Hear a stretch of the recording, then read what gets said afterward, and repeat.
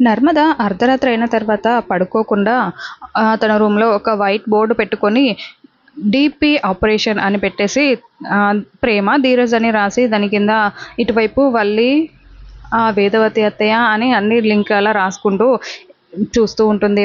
మొత్తం అసలు ఏం జరిగి ఉంటుంది అని ఆలోచిస్తూ అన్నీ గుర్తు చేసుకుంటూ ఉంటుంది జరిగిన విషయాలన్నీ. అసలు భద్రావతి గారు ఈ బర్త్‌డేకి ఒప్పుకోనని అన్నవాళ్ళు మళ్ళీ ఎలా ఒప్పుకున్నారు అంత సడన్‌గా? అసలు ఏం జరుగుంటుంది?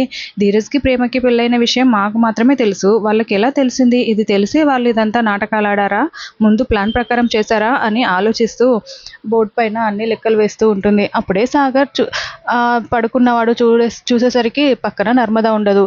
ఇదేంటి ఎక్కడికెళ్ళింది అని లేచి చూసేసరికి నర్మద బోర్డ్ దగ్గర ఏదో రాస్తూ కనిపిస్తుంది. హలో హలో ఏంటిదంతా అని సాగర్ నర్మద దగ్గరికి వచ్చి మాట్లాడుతూ ఉంటాడు.